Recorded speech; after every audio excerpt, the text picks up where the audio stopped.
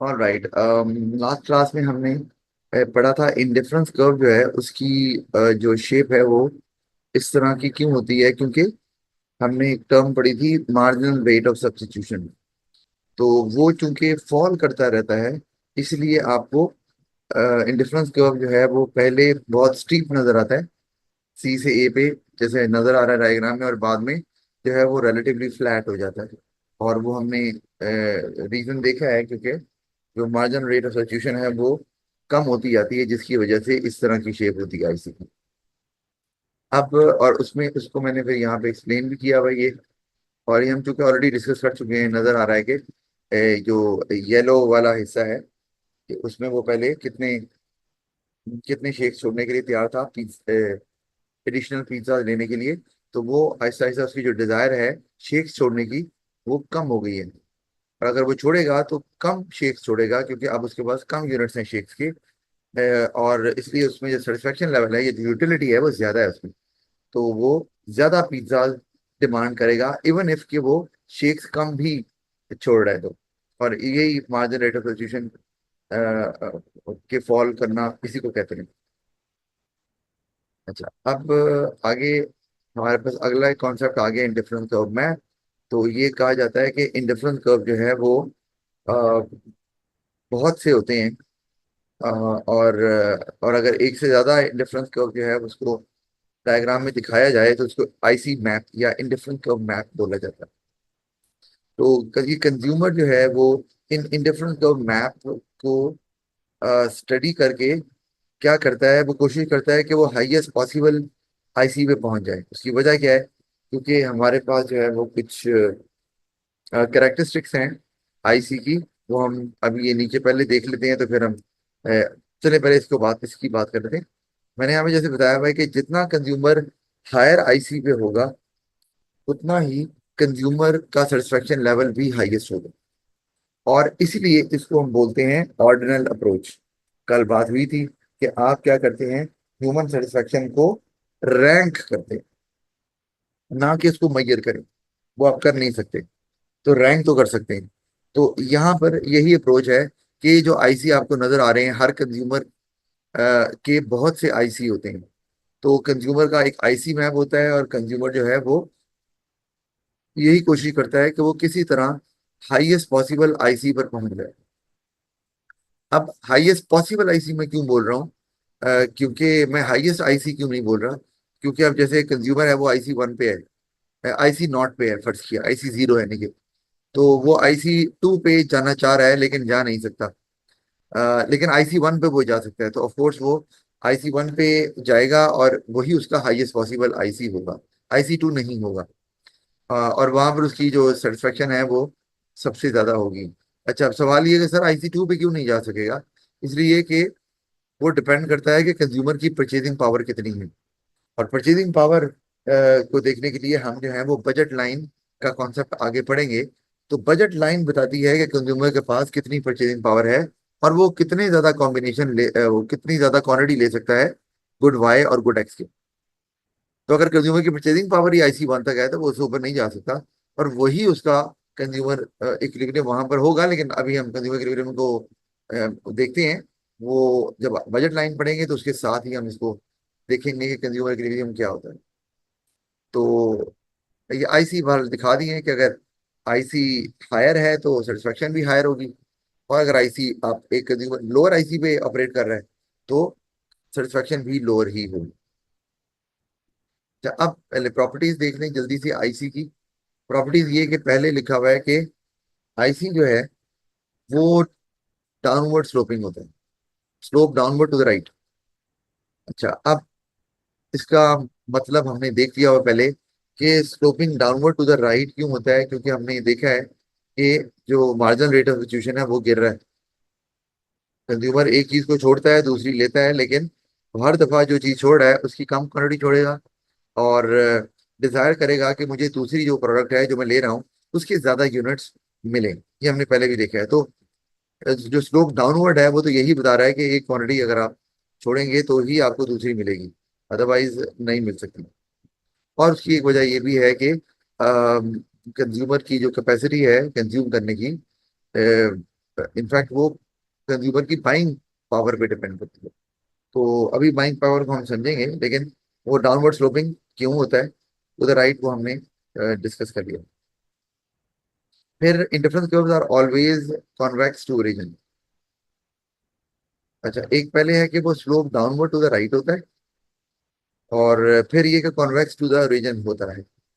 और convex to the reason जो है ना, इसका भी रीजन जो है, कॉन्वेक्स टू द ओरिजिन का मतलब यही है कि उसका जो मुंह है वो ऊपर की तरफ होता है, वो ओरिजिन की तरफ नहीं होता। तो ओरिजिन की तरफ होता है जिस तरह प्रोडक्शन पॉसिबिलिटी कर्व में होता था, तो उसको हम बोलते हैं कॉनकेव, और इसको बोल रहे हैं कॉन्वेक्स। तो और इसमें भी क्या होता है, ये भी मार्जिनल रेट ऑफ फ्लक्चुएशन जो कि कम हो रहा होता है, तो इसलिए ये कॉन्वेक्स होता है कि हर दफा कंज्यूमर जो है वो जिस यूनिट की क्वांटिटी को छोड़ रहा है वो छोड़े, और जिस यूनिट की क्वांटिटी को कंज्यूम कर को बाय कर रहा है उसकी ज्यादा क्वांटिटी डिजायर करेगा,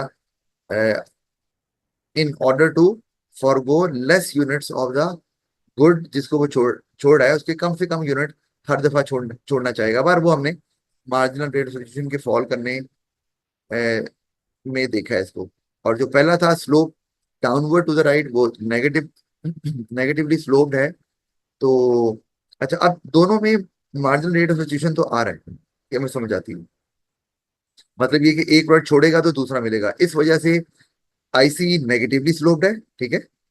दोनों इकट्ठे ज्यादा लेना क्वांटिटी में ये मुमकिन नहीं है, और वो भी इसलिए कि कंज्यूमर की इनकम लिमिटेड होती है। और दूसरा जो है वो है कि एमआरएस जो है वो फॉल कर रहा है, ठीक है। यानी कि पहले के अंदर हम ये तो कह सकते हैं कि मार्जिनल रेट ऑफ सब्स्टिट्यूशन है कुछ। मार्जिनल रेट ऑफ सब्स्टिट्यूशन का मतलब यही है ना कि आप अगर एक छोड़ रहे हैं तो तभी दूसरा मिलेगा।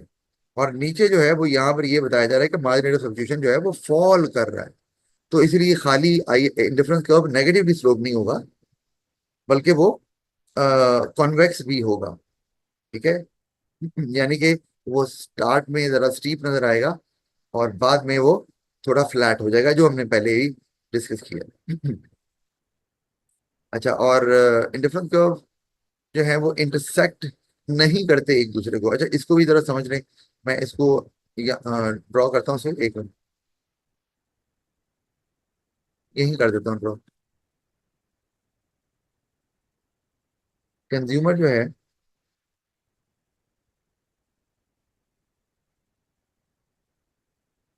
बहुत ज्यादा बड़ा हो गया। एक मिनट में जरा चेक कर रहा था डिवाइस पे।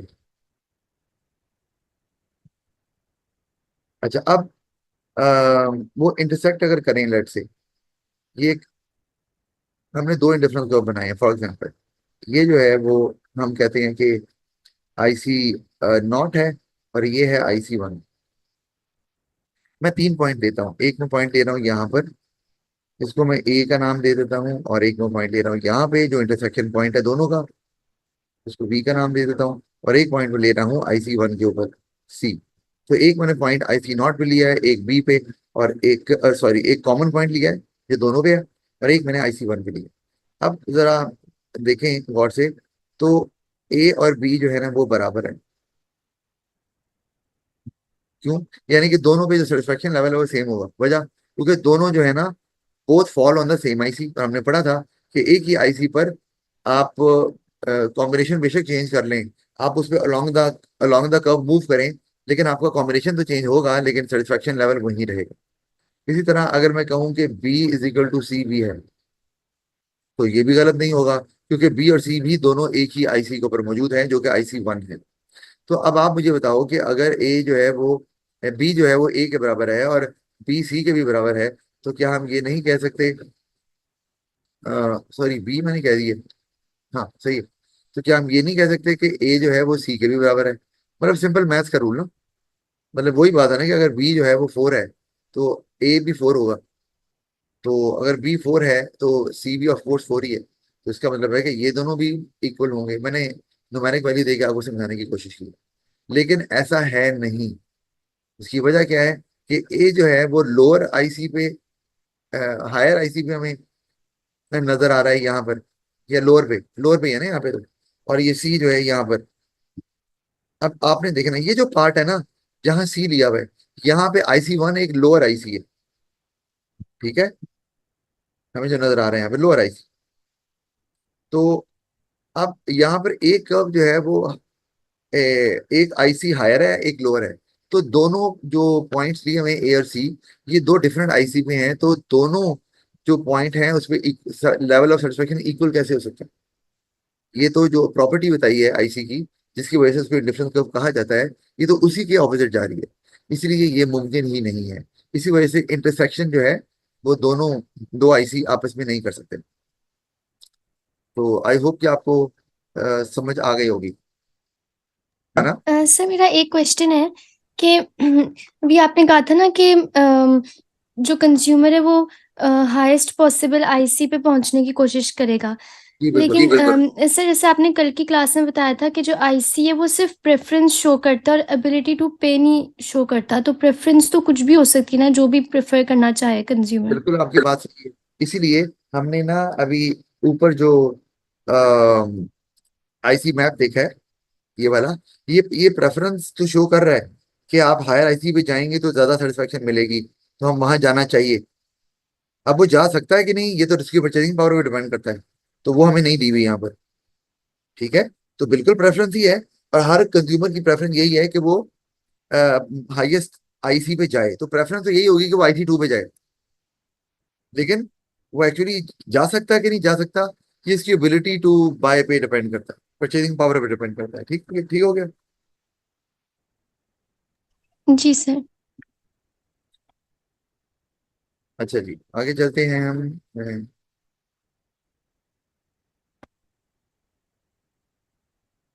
अच्छा, फिर हमारे पास आ गया कि हायर आईसी है हायर लेवल ऑफ सेटिस्फेक्शन, तो मैंने आपको बता ही दिया था। क्योंकि हायर आईसी का रैंक हायर है, तो सेटिस्फेक्शन भी हायर होगी, और इसीलिए इसको ऑर्डिनल अप्रोच बोला जाता है। इन डिफरेंस के नेवर टच एक्स एक्सिस और वाई एक्सिस। हाँ, ये टच नहीं करेंगे कभी भी वाई एक्सिस को, या एक्स एक्सिस को टच नहीं कर सकते। उसका रीजन जो है वो मैंने आपको बताया। क्योंकि अगर टच कर लेंगे फिर तो आपका एमआरएस जीरो ही हो जाएगा ना। फिर तो एक क्वांटिटी को ले रहे हैं, दूसरी को तो ले ही नहीं रहे। तो फिर ये जो हम कह रहे हैं एमआरएस फॉल करता है, वो फिर सीक्वेंस नहीं बनने वाला। तो इसलिए एक दूसरे को टच नहीं कर सकते। ऐसा कभी नहीं होगा कि एक क्वांटिटी को बिल्कुल ही जीरो कर दें वो, और बाकी दूसरे को लें, क्योंकि कॉम्बिनेशन लेंगे तो फिर ही उनका सेटिस्फेक्शन लेवल जो है ना, और प्रेफरेंस भी यही होती है हर एक की, कि भाई हम कॉम्बिनेशन लें जिसमें दोनों से फायदा उठाया जाए। तो अच्छा, अब ये तो हो गई ना इसकी प्रॉपर्टीज, एमसीक्यू में पूछ सकते हैं इसके बारे में। अब आगे एग्जाम्पशन इन डिफरेंस की होगी। तो एक तो है हमारे पास कि ये टू कमोडिटी मॉडल है। तो और कंज्यूमर की इनकम जो है ना इसमें फिक्स्ड एज्यूम की जाती है। ठीक है, अच्छा ये ना थोड़ा स्क्रीन पे नहीं आ रहा पूरा, अब आ गया। तो एक ये है कि चीजों की प्राइसेस कांस्टेंट है, और कंज्यूमर की इनकम जो है ना वो फिक्स है। और कंज्यूमर फिर जो है ना वो इनकम के हिसाब से देखेगा कि मैं कौन से पॉसिबल आईसी तक पहुंच सकता हूँ, ताकि अपनी सेटिस्फेक्शन लेवल को मैक्सिमम कर सके। और दो ही गुड्स की बात यहाँ हो रही है, दो से ज्यादा की नहीं हो रही। फिर yet to reach point of saturation. और ये भी हम एज्यूम करते हैं, ये भी आपने यूटिलिटी वाले कॉन्सेप्ट में भी सवाल किया था, यहाँ पर भी है, कि हम एज्यूम करते हैं कि कंज्यूमर सेचुरेशन पॉइंट पे नहीं पहुंचा। और सेचुरेशन पॉइंट क्या होती है? वो पॉइंट जहां पर कंज्यूमर को कोई सेटिस्फेक्शन हो ही नहीं रही। ठीक है, अगर सेचुरेशन पॉइंट पे पहुंच जाएगा फिर तो वो, जो मैंने अभी आपको बात की है कि आईसी जो है वो किसी भी एक्सिस को टच नहीं करता, उसकी यही वजह ना, टच करेगा वो तो जीरो हो जाएगी। और जीरो इसलिए होगी ना कि वो सेचुरेशन पे उसने कहा भाई मैं ये क्वांटिटी अब लूंगा ही नहीं, मुझे कोई फायदा नहीं हो रहा। तो वो ऐसा नहीं होगा। तो वो अभी स्टिल जो है उसको सेटिस्फेक्शन हो रही है दोनों गुड से। तो वो इस तरह से ऑपरेट करेगा और प्रेफर करेगा कि वो कोई सा ऐसा कॉम्बिनेशन ले जिसमें दोनों गुड्स की कुछ कुछ क्वांटिटी जो है ना वो आ जाए इसके बाद। अच्छा, और वो ये जरूर है कि वो कोशिश करता है कि वो हायर हायर आईसी पे जाए। लेकिन अगेन जो मैंने बताया कि उसकी जो कोशिश है हायर आईसी पे जाने की, वो डिपेंड करती है उसकी एबिलिटी टू पे पे। तो उसकी प्रेफरेंस तो होगी, लेकिन एबिलिटी पे डिपेंड करता है कि वो उस प्रेफरेंस को मीट कर सकता है कि नहीं। फिर आ गया ऑर्डिनल यूटिलिटी। ये मैंने बता दिया है कि सेटिस्फेक्शन को आप सिर्फ रैंक कर सकते हैं। तो एक बंडल ऑफ गुड्स जिसे कॉम्बिनेशन बोल रहे हैं आप, दोनों गुड्स का वो आप लेते हैं, और आप ये बताते हैं कि इसकी सेटिस्फेक्शन लेवल हायर है या लोअर है। इससे ज्यादा आप कुछ नहीं बता सकते। फिर diminishing marginal rate of solution, ये मैं आपको बता चुका हूँ कि एमआरएस जो है ना वो फॉल करती है। और उसको हम डिटेल में डिस्कस कर चुके हैं, जिसकी वजह से आईसी जो है वो कॉन्वेक्स टू ओरिजिन होता है। फिर रैशनल कंज्यूमर, ये तो हमें यूटिलिटी में भी पढ़ा था कि कंज्यूमर जो है ना वो, उसके पास ऑर्डिनरी प्रूडेंस होनी चाहिए। वो एक आम फहम रखता हो, पता हो उसे कि उसके लिए अच्छा बुरा क्या है, और वो अपनी सेटिस्फेक्शन को मैक्सिमम कैसे कर सकता है। वरना तो वो अब नॉर्मल बिहेव करेगा तो फिर ये जो आईसी का कॉन्सेप्ट है ये अप्लाई नहीं होगा ना उसके। अच्छा, फिर अब लिमिटेशन को भी देख लें साथ, जो आपको बात वैल्यूएशन में लिखनी भी पड़ती है। Old wine in a new bottle, उसने कहा भाई बात तो वही है, तो आपने जो है ना वो बस घुमा के बात कर दी आपने, तो इसलिए हम इसको ये old wine in a new bottle का वर्ड इस्तेमाल करते हैं। अच्छा, तो बाकी फर्क कोई नहीं है। वो यही कह रहा है ना कि ये यहाँ से है ना कि it has simply substituted new concepts and equations instead of the old ones. सिर्फ यही किया है कि नया कॉन्सेप्ट आईसी का दे दिया है, और बाकी ये कि जो डिमिनिशिंग मार्जिन यूटिलिटी वाला कॉन्सेप्ट था उसको उसने रिप्लेस कर दिया diminishing marginal rate of substitution. तो वहां पर वो यही कहता था कि जितना ज्यादा कंज्यूम करेंगे उतना ही आपकी मार्जिनल यूटिलिटी कम होती जाएगी। तो यहाँ पर भी ऑलमोस्ट वही बात कर रहा है ना कि एक चीज जिसको ज्यादा आप कंज्यूम किया हुआ है तो उसके उसमें आपके लिए मार्जिनल यूटिलिटी ज्यादा है, इसलिए आप उसको ज्यादा छोड़ने के लिए तैयार है स्टार्ट में। और बाद में फिर आपका मार्जिन रेट ऑफ सब्स्टिट्यूशन कम हो जाता है, क्योंकि अब आप उसको ज्यादा छोड़ रहे हैं तो आपकी मार्जिन यूटिलिटी जो है बहुत ज्यादा है, इसलिए आप उसको ज्यादा छोड़ने के लिए तैयार नहीं हैं। तो तो इसीलिए चूंकि diminishing margin rate of substitution भी बेस्ड उसी पे बेस्ड है, डिमिनिशिंग मार्जिन यूटिलिटी पे, तो इसलिए वो इसको कह रहे हैं कि ये तो old wine in a new bottle नजर आ रहा है। फिर लैक ऑफ कंप्लीट नॉलेज की अगर हम बात कर लें, तो ये भी है कि कंज्यूमर को कभी भी कंप्लीट नॉलेज होती नहीं है अबाउट डिफरेंट प्रोडक्ट्स। तो उसने जो अपना प्रेफरेंसेस देखनी होती हैं आईसी को देखकर, वो हर कंज्यूमर के लिए पॉसिबल नहीं होती कि कौन सा कॉम्बिनेशन है जो उसको सूट करता है। इनफैक्ट उसको समटाइम ये भी नहीं पता होता कि उसके पास ऑल्टरनेटिव ऑल्टरनेटिव गुड्स कौन कौन सी हैं जो वो अगर एक को छोड़ेगा तो दूसरी ले सकता है। तो जब उसको यही भी ना पता हो कि उसके पास कौन सी गुड्स अवेलेबल है, तो लैक ऑफ नॉलेज की वजह से, तो फिर सब्स्टिट्यूट करने का तो सवाल ही पैदा नहीं होता, या उस तरह से सब्स्टिट्यूट करना जिस तरह की ये थ्योरी बता रही है वो फिर मुमकिन नहीं होगा हर एवरी सिंगल कस्टमर के लिए। और उसको वो सारे कॉम्बिनेशन भी नहीं पता होंगे जो कि वो अचीव कर सकता है। अच्छा, फिर ओनली टू कमोडिटी मॉडल, जारी बात है प्रैक्टिकल लाइफ में तो हम दो चीजें नहीं खरीदते, हम दो से ज्यादा खरीदते हैं, तो ये मॉडल तो फिर दो से ज्यादा चीजों पर अप्लाई नहीं हो सकता। फिर कंज्यूमर्स में act irrationally on certain question, मैंने आपको बता दिया कि एक इसकी assumption है कि कंज्यूमर जो है वो रैशनल होना जरूरी है, लेकिन एट टाइम हम जैसे हमने अभी कल भी बात कर रहा था कि वो इम्पल्स बाइंग कर ली आपने, अपने इर्द गिर्द लोगों को देखा कि वो एक सर्टन चीज को यूज कर रहे हैं या वो पार्ट ऑफ फैशन आ गई है, अब आपको सेटिस्फेक्शन हो रही है या नहीं हो रही है, बट आपने वो बाय कर लिया है, और वो एक इरेशनल बिहेवियर होगा, क्योंकि आपने पहले अपनी सेटिस्फेक्शन लेवल को देखकर उसको बाय करना। एक चीज आपने बाय कर ली, ठीक है, आपके सर क्या पता पसंद आ जाए, तो ठीक है आपकी बात, लेकिन क्या पता ना पसंद आए। आपने खरीद ली और लेके रख ली कि यार वो बस ऐसी शौक में ले ली थी, यूज किया तो कोई ऐसे मजा नहीं आया, इसका मतलब मजा नहीं आया मतलब सेटिस्फेक्शन लेवल नहीं है, तो आपने अपनी सेटिस्फेक्शन को देखे बगैर वो चीज बाय कर ली हुई है, तो वो इरेशनल बिहेवियर आपका। तो ये भी, और कंज्यूमर ऐसा करते हैं बिल्कुल बाय करते हुए, तो फिर ये कैसे अप्लाई होगा ये। फिर अनरियल अजम्पशन आ गई इसके अंदर कि आप कि इंडिफरेंस कर्व जो आपने बताया ये कहाँ होता है, और इसको मैय्यर तो नहीं करते आप, तो ये हाइपोथेटिकल कर्व है ना, एक इमेजिनरी कर्व है जो कि बनाया गया है, और इससे कॉन्सेप्ट तो जरूर समझाया गया है, लेकिन प्रैक्टिकली अगर हम इसकी इंपॉर्टेंस देखें तो वो किस तरह एग्जिस्ट करती है इसको समझना थोड़ा मुश्किल है। फिर उसके बाद not applicable in case of individual goods, जारी बात है जो कंज्यूमर है वो अपना कॉम्बिनेशन लेता है, तो वो चीजें जिनको डिवाइड नहीं कर सकती, जैसे मैंने एग्जांपल भी दी हुई है, आपका फर्नीचर है, ये वॉचेज हैं, कार्स हैं, तो इनको आप कैसे यूनिट्स में डिवाइड तो नहीं कर सकते, आपको अगर लेना है तो पूरा ही लेंगे ना। और आप क्या गाड़ियां खरीदते रहेंगे या रेडियो या वॉचेस, ऐसे तो नहीं होता ना। वो कोई ईटेबल है तो समझ आता है, कोई शूज है तो फिर भी चलो समझ आ जाती है बात। तो ये एक बात आ गई। फिर it does not address uncertainty और रिस्क, यानी कि एक और चीज है कि कंज्यूमर के पास बहुत सी चॉइसेस होती हैं, लेकिन कई चॉइसेस में रिस्क होता है। इसका मतलब क्या है? इसका मतलब ये है कि आपने कहा यार अच्छा मेरे पास ये ऑप्शन है तो मैं ये वाला ऑप्शन लूंगा या प्रेफर करूंगा, चले ऐसे लूंगा नहीं, प्रेफर करूंगा, तो और वो ऑप्शन आपको हो सकता है अवेलेबल ही ना हो। मैं एग्जांपल है ये कि आपने कहा मैंने आज फ्रूट्स खाने हैं, और मेरे पास जो है ना वो बनाना तो मौजूद है लेकिन एप्पल नहीं है, वो जी मैं मार्केट से ले लूंगा या ले लूंगी, और मार्केट गए तो एप्पल है ही नहीं। या कोई रेडी वाला रोज आपके घर के पास से गुजरता था, आपने कहा मैं एप्पल भी ले लूंगा और बनाना इनका कॉम्बिनेशन देख लूंगा मैंने कितने यूनिट्स किस किस के इस्तेमाल करने, तो वो रेडी वाला नहीं आता। तो ये है अनसर्टेनिटी। जब वो आएगा ही नहीं तो फिर आप किस तरह से वो डिफरेंस कब बनाया हुआ है कि कंज्यूमर की ये प्रेफरेंस है, वो तो अवेलेबल ही नहीं है। जब अवेलेबल ही नहीं है तो फिर प्रेफरेंस नहीं होती ना। प्रेफरेंस उस चीज की होती है जो कि अवेलेबल है, और क्या आप कहें कि अच्छा ये चीजें हैं जिनको मैं चूज कर सकता हूँ। अगेन डिपेंड करता है आपकी परचेजिंग पावर पे, लेकिन परचेजिंग पावर से भी पहले वो चीजें अवेलेबल तो एग्जिस्ट तो करें। तो ये एक प्रॉब्लम इसमें आ रही है।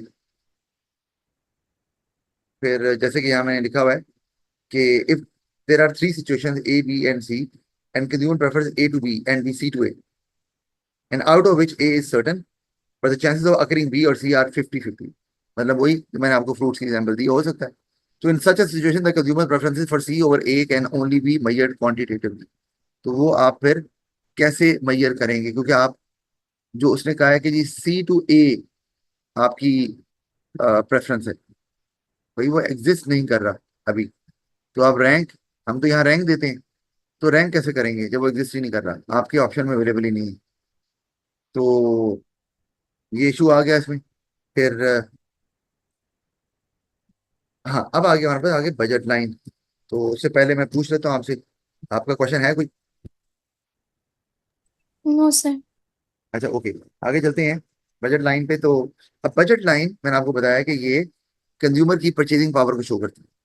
अगेन ये नहीं बताती कि कंज्यूमर क्या चीजें बाय कर रहा है, ये बताती है कंज्यूमर क्या चीजें बाय कर सकता है, क्योंकि उसके पास इनकम है। ठीक है, बाय करता क्या है वो तो ऑफकोर्स आईसी भी होगा, बजट लाइन भी होगी, तो प्रेफरेंस भी नजर आएगी, एबिलिटी भी नजर आएगी, एबिलिटी टू बाय।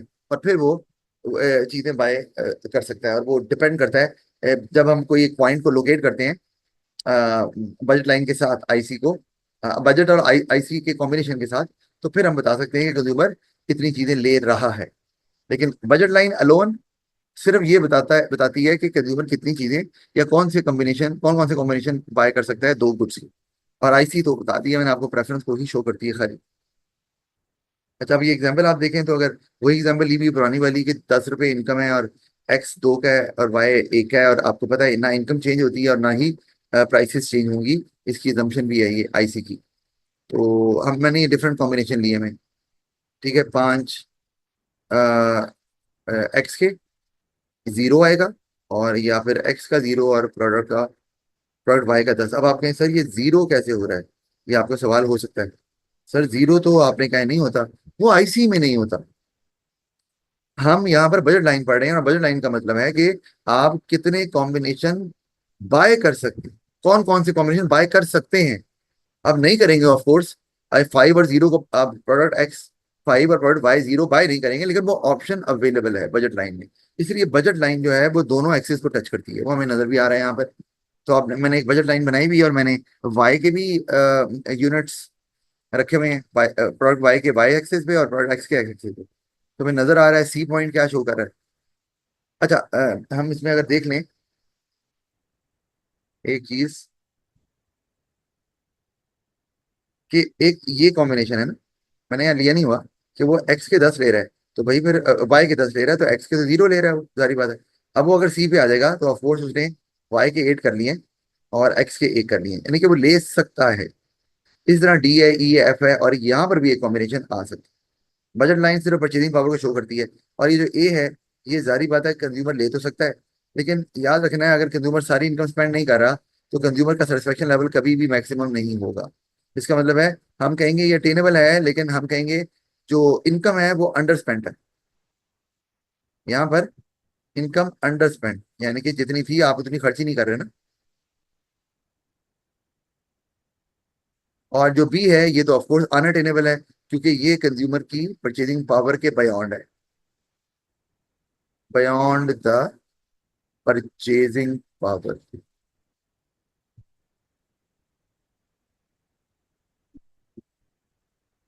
ठीक है जी, तो ये हो गया। तो कंज्यूमर हमेशा कोशिश करता है कि वो बजट लाइन के ऊपर रहे, सीधी सी बात है। बजट लाइन से आगे तो जा ही नहीं सकता, लेकिन नीचे ना रहे, क्योंकि उससे फिर उसकी सेटिस्फेक्शन तो मैक्सिमम नहीं होगी, क्योंकि वो मैक्सिमम कॉम्बिनेशन खरीद ही नहीं रहा। और यहाँ पे हमने वैसे ये भी ज्यूम कर लिया हुआ है कि पॉइंट ऑफ सेचुरेशन कंज्यूमर को नहीं आया हुआ, तो इसलिए वो अपनी इनकम को पूरा खर्च कर सकते हैं। और करेगा। अच्छा, अब हम देख लेते हैं कि सबसे पहले कि effect of income on budget line क्या हो सकता है। इनकम अगर चेंज हो तो बजट लाइन में क्या इम्पैक्ट आए। अच्छा, अब जो हमने इंडिफरेंस कर्व की बात की थी वो तब की है जब हम इंडिफरेंस कर्व को स्टडी करते हैं तो हम यही कहते हैं कि इनकम चेंज नहीं होगी तो ये आपका आईसी, ये आपके आईसी, ठीक है, क्योंकि इनकम को वैसे भी हम आईसी में नहीं दिखा रहे होते क्योंकि वो सिर्फ प्रेफरेंस को ही शो कर रहा होता है। अब आ गया हमारे पास बजट लाइन, तो बजट लाइन में अगर इनकम चेंज होगी तो बजट लाइन भी चेंज होगी। बजट लाइन में शिफ्ट दो तरह के आते हैं, एक पैरेलल शिफ्ट होता है और एक पिवटल शिफ्ट भी होता है। लेकिन अभी हम पैरेलल शिफ्ट की बात कर रहे हैं क्योंकि इनकम से पैरेलल शिफ्ट ही होगा। तो फर्ज किया कि अगर ये बजट लाइन है और हमारी जो ओरिजिनल बजट लाइन है वो BL है,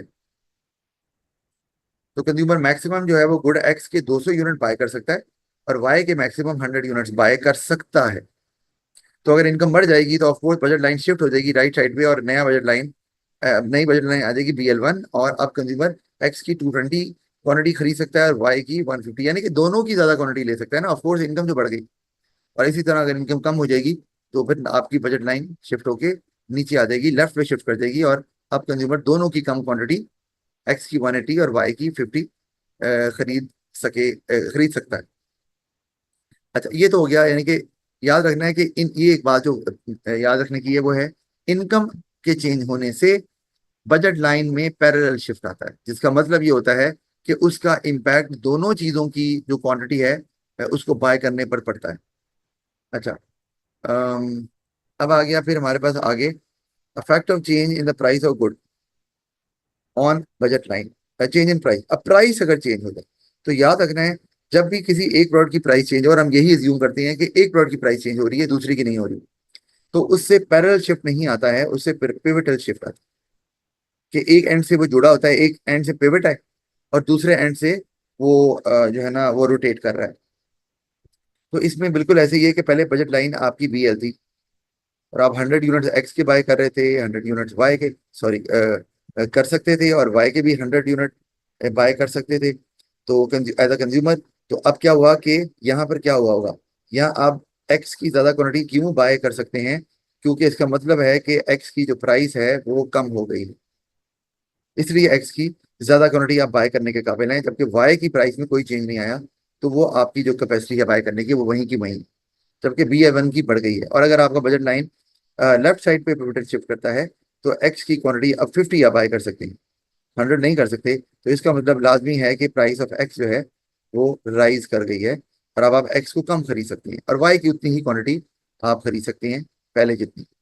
इसी तरह अगर आप वाई की प्राइस को चेंज करेंगे तो पिवट कुछ इस तरह का होगा, हमें नजर आ रहा है कि बजट लाइन पहले यहाँ पर थी और अगर आप BL1 पे चले गए हैं तो इसका मतलब है कि जो प्राइस ऑफ वाई है वो कम हो गई है, इसलिए आप वाई की ज्यादा क्वांटिटी 125 से 150 पे जा रहे हैं। और अगर आप BL2 पे जाएंगे तो आपकी क्वांटिटी अब वाई की कम हो गई है, तो इसका मतलब है प्राइस ऑफ वाई जो है वो बढ़ गई है, और लेकिन एक्स की जो क्वांटिटी आप बाय कर सकते हैं उसमें उसकी कैपेबिलिटी में एबिलिटी में कोई फर्क नहीं है।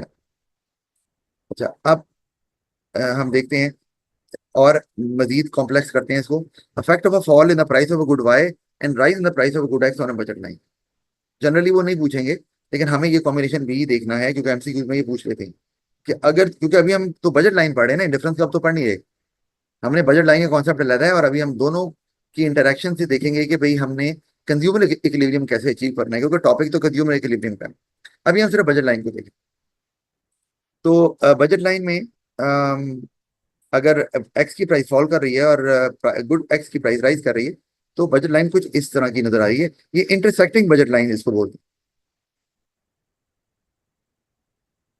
हैं, इंटरसेक्टिंग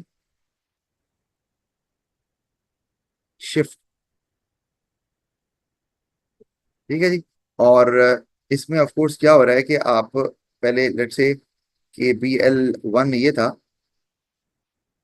तो आप वाई की 100 और एक्स की 200 ले गए, तो चूंकि एक्स की प्राइस फॉल कर गई है तो एक्स को आप 150 पे चले गए, और वाई की प्राइस चूंकि कम हो गई है तो आप 120 पे आ गए, तो ये इंटरसेक्टिंग शिफ्ट हुआ है। और इस यानी कि मतलब ये है कि दोनों की प्राइस में चेंज आया और ऑपोजिट चेंज आया। इसी तरह अगर ऐसे हो रहा हो, अब दो चीजें कि effect of a fall in the price of good x and increase in income on a budget line. अब आपको पता होना चाहिए कि एक्स की प्राइस के चेंज होने से तो पिवटल शिफ्ट आएगा, लेकिन आगे जो कि इनकम में चेंज आ रहा है तो उससे पैरेलल शिफ्ट आएगा। तो पहले जो चेंज आ रहा है वो गुड एक्स की प्राइस में आ रहा है, तो ऑफ कोर्स आप जो है वो BL आपकी बजट लाइन थी, एक्स की 100 और वाई भी 100 ले रहे थे। तो जब आपकी एक्स की प्राइस जो है वो कम हो गई है, तो ऑफ कोर्स आप अब एक्स की ज्यादा क्वांटिटी बाय करेंगे 150, वाई की क्वांटिटी में कोई फर्क नहीं आया। उसके बाद इनकम में इजाफा हो गया, तो अब आप देख रहे हो कि पैरेलल शिफ्ट नजर आ रहा है। पहले पिवटल शिफ्ट था, अब पैरेलल। अब आप दोनों की क्वांटिटी पहले से ज्यादा बाय कर सकते हो। तो ये आपको डिफरेंस पता होना चाहिए कि पिवटल शिफ्ट कब आना है और पैरेलल कब आना है। और ऑफ कोर्स ये पैरेलल शिफ्ट किसके होगा, जो न्यू बजट लाइन है। आपकी न्यू बजट लाइन अब ये है, तो आपने इसके पैरेलल, अब क्योंकि कंज्यूमर यहाँ यहाँ अब इसकी कैपेबिलिटी यहाँ पे पहुंच गई है, तो वो अब इसके पैरेलल शिफ्ट आपने करना है, पुराने बजट लाइन के नहीं।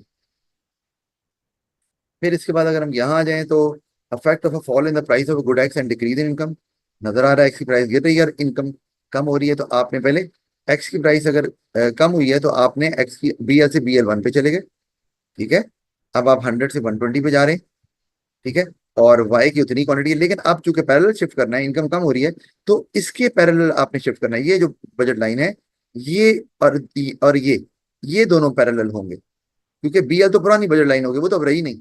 अब तो परचेजिंग पावर उसकी BL1 पे पहुंच गई। तो इसके पैरेलल आपने लेफ्टवर्ड शिफ्ट कर दिया कि इनकम कम हो गई है, ठीक है। अब हमारा आगे आ गया जी कंज्यूमर इक्विलिब्रियम, ठीक है। अब हमने ये समझ लिया है, लेकिन मैं आपसे फिर से पूछ लेता हूँ कि आपका कोई सवाल है तो पूछो। No sir. Okay, all right, आगे चलते हैं। कंज्यूमर इक्विलिब्रियम में आ गए हम। तो और इसका मतलब है कि कंज्यूमर का की सेटिस्फेक्शन मैक्सिमम हो रही है। तो आपने याद रखना है कि इस ऑर्डिनल अप्रोच के मुताबिक, यानी कि इंडिफरेंस कर्व थ्योरी के मुताबिक, कंज्यूमर इक्विलिब्रियम में तब आता है जब उसकी बजट लाइन उस आईसी के साथ टेंजेंट बनाती है, सॉरी, बजट लाइन जब किसी आईसी के साथ टेंजेंट बनाए, तो अगर कंज्यूमर उस पॉइंट पर ऑपरेट कर रहा है तो कंज्यूमर इक्विलिब्रियम में होगा। यानी कि अब आप इमेजिन करो कि अगर बजट लाइन तो कंज्यूमर की हमें नजर आ रही है, तो सबसे कम जो सेटिस्फेक्शन लेवल है, ये आईसी मैप है ना, वो यहाँ पर है सबसे कम सेटिस्फेक्शन। तो कंज्यूमर यहाँ नहीं रहना चाहेगा, और कंज्यूमर कोशिश करेगा कि वो अब ऊपर जाए, और वो जा भी सकता है क्योंकि उसकी बजट लाइन जो है वो IC1 से ज्यादा है, ठीक है। अच्छा, अब सवाल ये है कि सर वो यहाँ भी रुक सकता है क्योंकि उसकी परचेजिंग पावर यहाँ है, इससे ऊपर नहीं जा सकता। कंज्यूमर इससे ऊपर नहीं जा सकता, इसी तरह कंज्यूमर यहाँ पर भी इससे ऊपर नहीं जा सकता, ठीक है, क्योंकि ये दोनों पॉइंट बजट लाइन के ऊपर हैं, इससे ऊपर तो नहीं जा सकते, ठीक है। लेकिन ये पॉइंट भी बजट लाइन के ऊपर है ना। बात ये है, तीनों पॉइंट बजट लाइन पे ही हैं, यानी कि तीनों पॉइंट्स में कंज्यूमर की एबिलिटी मौजूद है। लेकिन ई पॉइंट जो है ना, उसमें फर्क क्या है कि वो आपको IC2 पर लेकर जा रहा है, उसी परचेजिंग पावर में, उसी बजट लाइन पे। तो इसीलिए आप टेंजेंट जहां आपका आईसी बजट लाइन बना रहा है आईसी के साथ, आप हमेशा वो वाले पॉइंट पे ऑपरेट करना चाहेंगे एज अ कंज्यूमर।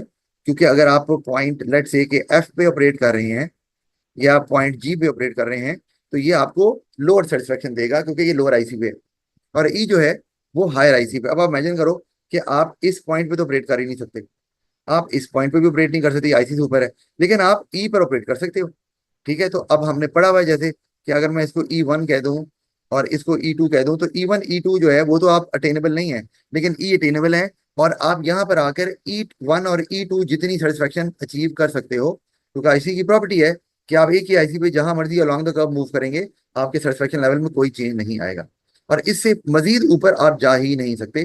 तो ये बजट लाइन आपको बताती है कि आप मैक्सिमम, जो अब मैंने बात की थी कि मैक्सिमम पॉसिबल आईसी तक पहुंचना है आपने, तो आपका मैक्सिमम पॉसिबल आईसी IC2 है। IC3 आपका, ये मैक्सिमम आईसी तो जरूर है, यहाँ आपकी सर्फेक्शन मैक्सिमम जरूर हो सकती है, लेकिन आप यहाँ पहुंच ही नहीं सकते, इसलिए ये मैक्सिमम पॉसिबल आईसी नहीं है। जी, सवाल है कोई? No sir. Okay, alright. तो ये हमने देख लिया कि कंज्यूमर जो है वो इक्विलिब्रियम में कैसे आता है, थ्रू इंडिफरेंस कर्व। और अब हम आगे देखते हैं। तो यस, आगे अब हमारे पास आ गए नए कॉन्सेप्ट हैं। अब क्योंकि अब हमने फर्दर आगे जाना है, इसी को लेके आपको हमने एक अंडरस्टैंडिंग बेसिक बना ली है कि कंज्यूमर इक्विलिब्रियम में कहाँ पर आता है। तो अब हम देखेंगे कि कंज्यूमर जो है, अगर उसकी प्राइस चेंज होती है, इनकम तो चेंज कंज्यूमर की नहीं होगी, ठीक है, लेकिन प्राइस जरूर चेंज होगी और वो होती भी है।